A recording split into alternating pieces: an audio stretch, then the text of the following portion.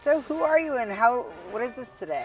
Well, I have the pleasure and the honor of being the executive director of the Castle Air Museum Foundation. So a lot of hats to wear.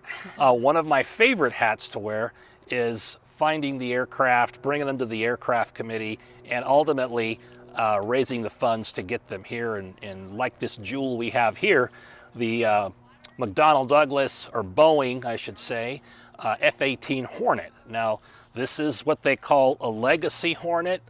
It has it's a little smaller than the Super Hornets that currently fly out at Lemoore Naval Air Station.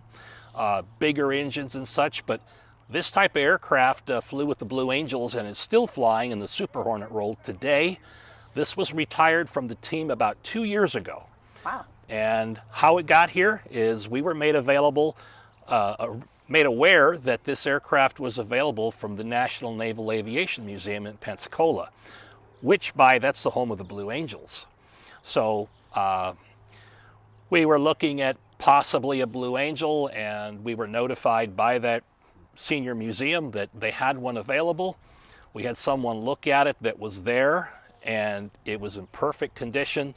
The only thing it's missing is the engines, but we do have them demilitarized to put back inside. So this is a very, very complete airplane.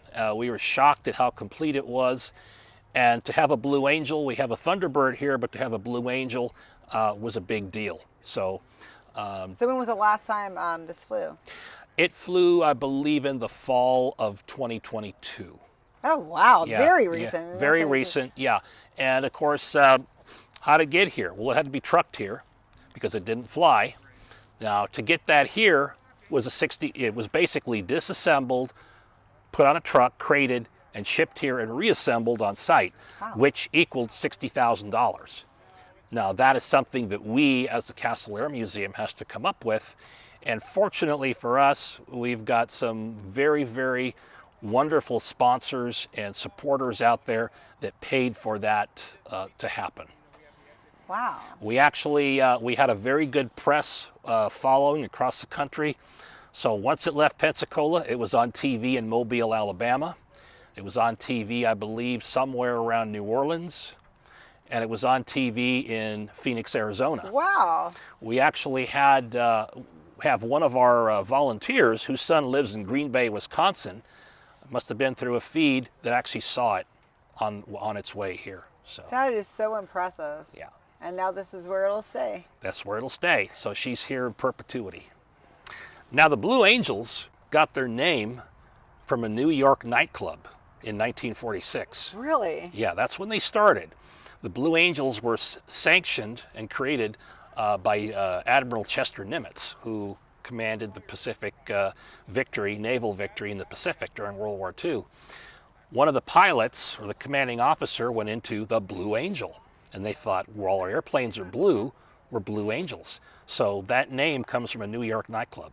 Wow. Well, thank you so much for showing us this plane today. Yep.